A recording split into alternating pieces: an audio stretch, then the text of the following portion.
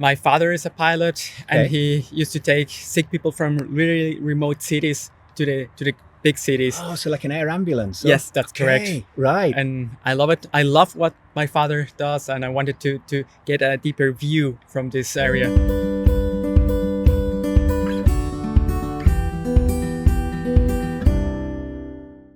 To this latest episode of Progress Voices, where you're going to listen to a guy called Alejandro. Alejandro was not prepared for this podcast at all when we started recording it, and I have to say, this guy is a natural talent. He stood in front of the camera, answered questions that were just coming quick fire. He wasn't expecting them, and every single answer was a gem. Now, for those of you that are watching this on YouTube, you might be saying, hey, what is going on here? Where is Nick at the moment? If you're listening, if you're streaming, I should probably explain that I'm staying in such a wonderful suite in a hotel that was paid for by a fantastic client. I really appreciate this. I'm in the great town of Dresden at the moment. If you haven't been to Dresden, do come here. It's really a fantastic place. And here I am sat on an incredibly comfortable sofa with a very red light above me. So I've got no idea how this is going to look in YouTube. For those that are watching, I hope you're enjoying the change of scene. But let's get back to Alejandro. Well, look at this. Look what I found in my hotel suite. I've got a globe. I remember when I was a kid, I loved these things and I was so jealous we didn't have one at home. And whenever we went to somebody else's house, then we found a globe. And I'd like to tell you about Alejandro because he comes from a different place on this globe to where I grew up. And it's very easy for people like me in Central Europe to say we should not do short-haul flights anymore. I mean, wouldn't it be perverse to fly from Zurich to Frankfurt? That's not necessary. We can take the train, right? And so long as you live in Switzerland, you might even have a reliable train service, but that's another story. The point is, within Central Europe, it's pretty easy to get most places by train. Maybe it takes you a little bit longer. To be honest, maybe it doesn't. And the nice thing about being on a train is you sit on one and you can start working. And so long as you do have a seat and the thing's reliable and on time, you can have a pretty nice journey.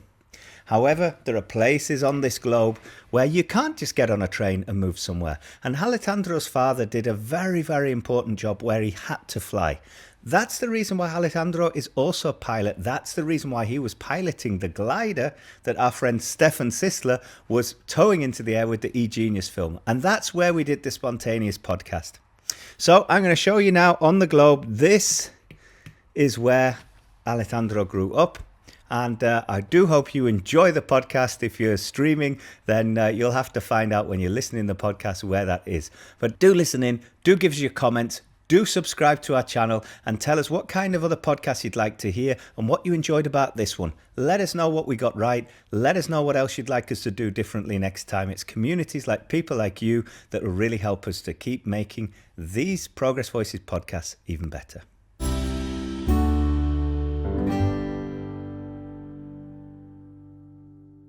Alejandro, tell me your full name, where you come from and what you're doing here today. My name is Alejandro Isaza Pizarro. I'm from Colombia and I'm studying at the University of Stuttgart and actually at the end of my degree, aerospace engineering. And today I'm helping Stefan with the eGenius to be able to test the autopilot with a glider. So before we talk about the whole eGenius thing, what made you come to Stuttgart? Why did you come to Stuttgart University all the way from Colombia?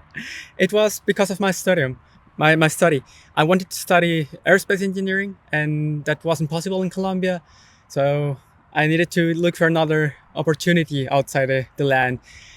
One of the options that I saw was Germany, and Stuttgart was one of the best universities that offered me opportunity to study. Okay, now be very careful how you answer this question because your professors are listening, yeah? Because you're doing your bachelor's degree, right? That's correct. Okay, so you started right into aviation at the start of your career. Are you disappointed with the uni? No, not at all. I'm glad you answered like that. I'm really happy, especially with a group, with the ACAFLIC. That's a studying group where we are able to develop, build and fly gliders. And I have learned a lot in this community. So listen, I studied laser physics. And I spent a lot of time in very dark rooms with things flashing at me. And I realized after a few years of studying laser physics, I'm not made for researching lasers. It's really cool stuff when you watch Star Wars, but researching with lasers, there are some amazing people. Some of my best friends do this for a living, but not me. But you're doing something where you're actually putting something in the air, right? Yeah, that's great. I don't know, maybe that's one of the things that I most love of the Akaflieg, that we actually get to take the knowledge that we learned at the study and put it like into something that will fly. I'm doing right now my thesis for the end of my degree, and I'm designing and calculating the flapper runs and the Vorlaklappen in German of one of the prototypes that we are building. So you're calculating the flapper runs? So the flap is like the flaps on a wing, right?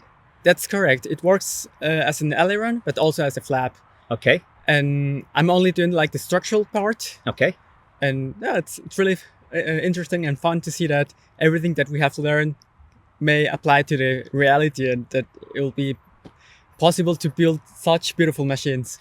And so listen, what's really fascinating for me, like talking to all of your buddies at Stuttgart University, there's all these different departments. And, when you think about flying, you think about flying. Now, I've done projects at Airbus, and, I've seen aircraft as they're being built. So I understand the general idea of the comfy seats coming at the end just before the Coca-Cola. But tell me about the different areas that you have at the university. Oh, we have really the most diverse areas at the university, because the university also has like its space area. Okay. And everything's connected. Yeah. So you really need to have like from the inside of the plane to the outside, to the human factors, to the most humane and basal things. And the thing I love about space travel is aerodynamics is so important on the way up, and then at some point it doesn't matter anymore. I remember there's a brilliant podcast, 13 Minutes to the Moon. I don't know if you know it. I don't know it. It's all about the Apollo landing, and they were saying like the guys who did the original like aircraft design for the Apollo, like the eagle that landed on the moon, like it looked like a jet fighter. Of course, it was inside a rocket until it got to the moon. And they were like, you've got the deal, but we need to start from first principles. There's no air up there, right? Yeah, that's right. But that's also the beauty from this area, that you really need to pay attention to the details to be able to put such different machines and to optimize them to the really specific situations that you will have. Excellent. And so when you're saying you're designing the mechanics of the flaps, so the structural side, what you're saying is the aerodynamics isn't your thing, the profile and, how you get the lift. It's more about whether it's going to be strong enough with the aerodynamic forces, I guess. Oh, that's exactly. The aerodynamic part from this project is already done. We already put a freeze on it, and we really don't want to touch it anymore. Okay. And now comes like the next part. Okay. And it's to design the structure, like the other side of the plane, to be able to realize this dream that we turn it into reality. Yeah. And so tell me, just like, if you think about the next person who's studying, so you're just doing your thesis, so I guess that means you're in your final year, right? You've got about another half a year. What's the next step after that? What are you going to do then? Are you going to go and become a fireman, or maybe sell mobile phone contracts, or have you got a different plan? I want to continue with my master's degree, also at University of Stuttgart. In Stuttgart, you're staying there, yeah? I'm staying. Yeah. Is it the Greek restaurant, or is it something else? I have heard a lot of good things from the University of Stuttgart, and I have liked what I've seen, and I want to stay there, especially the Akaflieg group. Yeah, Akaflieg, okay. I've met really, really great people there, and I want to stay there, and I want also to be able to take this project at which we are working right now and to be able to bring it, hopefully to the end. Now, before we carry on with the podcast, I'd just also like to mention again that my company Progress Factors is sponsoring these podcasts at the moment. Do go to progressfactors.com if you want to find out why we're doing this and get some more information about it. And also, if you'd like to become a sponsor of this podcast series, if you'd like your company to be mentioned for a company that really believes that we should do some good in the world, then please reach out to us. We'd love to get to know you. And at the same way, if you're working for an organization where you think there's something interesting that we should be making a podcast about, reach out to us as well. You can contact us on LinkedIn. You can contact us over our YouTube channel and just put some comments on some of the podcasts. Or you can also, of course, just go to our website, progressfactors.com. There are plenty of buttons there for get in touch, organize a demo, and all those sorts of things. It would be really great to speak to you and to get in touch with you. And when you say the project, are we talking about the eGenius that you're No. helping out with today? Okay, so I'm not going to ask you about your other projects in case it's something you're not allowed to tell us about. No, Oh, you are? I will be happy to Yeah. tell you. Okay. The plane is the FS-36. Okay. You could take a look at my back.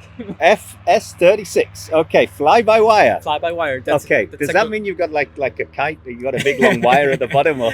No, the idea is to be able to build the first glider that's been operated by several motors. Yeah. So no mechanical connection between the pilot and the actual actuators, I guess. Huh? Not really. Yeah. We will have a backup to be able to realize it. Yeah. But the idea is to be able to optimize like every stage of the flight, and that's only possible if you use a fly-by-wire system. Yeah. And you're also probably going to save quite a lot of weight as well, right? Because you're getting rid of a lot of heavy metal connections. Yes, but that's not like our target. Our target. Yeah. Because we actually have a water ballast on the wings to be able to make it heavier. Okay. The problem that we have is we optimize our wing profile to be able to fly real efficient but really fast. For the glide, yeah, that's what's it called, the L/D, I think, or something. No? Is that right? And the problem is we don't have a lot of space at the connection between the wing and the fuselage. Okay. So we really need to do it by cable. Okay. We had another project in our group. It was called the FS-32, and it couldn't be realized because of this problem. Okay. Okay. All right. So I see. So that's what stuck in. Then that's how research goes, right? And then you go to the next challenge and you fix the next problem, and it keeps adding up. Now, I've grown up here in Europe. I work a lot within the aviation, green sector and stuff. We're doing all these podcasts and stuff, and you're always meeting people that are saying, "Yeah, we shouldn't fly airplanes anymore." But you grew up in South America, and I don't know a lot about South America. I have to say, I'm not a specialist. But one thing that I've learned is, without an airplane in South America, you're pretty stuffed, right? I think it's isolated would be the word. Huh? There are some conditions, some situations when you're only able to get fast by plane. That was also like one of the reasons why I wanted to study this type of things. My father is a pilot, and he used to take sick people from really remote cities to the big cities. Oh, so like an air ambulance. Yes, that's correct. Right. And I love it. I love what my father does, and I wanted to get a deeper view from this area. Excellent. Now that's a really meaningful thing to do. And I mean, hey, like, hats off to your dad Thank you. for doing something like that. That is an amazing thing. And it's so easy to say, oh, we should all take a train. But, right here in Germany, we won't talk about the Deutsche Bahn right now. But theoretically, you can take a train to Paris. I did it recently. But going over the Andes is a different thing. And when somebody's ill and they need an operation, it's a different thing. All right, then. Okay. Well, we're going to close up soon. But listen, we need to talk about sustainable aviation. Because having to fly is one thing, but having to fly on carbon is another thing. Is it all just greenwashing? What's your opinion? We ask everyone, do you think that we've got a chance of actually flying sustainably within our lifetimes? I think that's a really big challenge because we have a really big infrastructure for our system right now. And to be able to change it and to especially be able to have like we have right now, that will be a long way. Okay. But I think that's the right way. We need to work towards, but it will need a lot of time and dedication. Excellent. And if you had one wish to help sustainable aviation, if you had one thing that you could change, if you had a magic wand or you had the phone number to whoever you want to speak to, what would be your wish? Oh, that's a really good question. Actually, I don't have an answer because this area is so big that I think everything that I would say will be not that correct. Well, I can promise you one thing, because I'm an old man. You're going to have an answer in about 20 minutes time, and you're going to be thinking about your answer and changing it for the next 3 weeks, and you'll hate me in 3 weeks time. But don't worry, maybe you can post it and we'll pop it into the film afterwards if you think of something. But one thing I could tell you, and one of the areas that we could take and get inspiration from are the gliders. Okay. They fly without an engine. And I think that's like this dream. It's kind of magical. Yeah. I think we could learn a lot from them. Yeah. I bought like an email, like a website address, a URL. I think it was the late 90s. It was around the time when people got very rich because they'd registered things like 20th Century Fox and stuff like that. Anyway, and I got one and it's called useless energy. Use less energy. How much energy is useless energy? Because we could do it without a motor. You know, like we're getting a heat pump put into our house to heat the whole house. You know, it's going to be so much greener.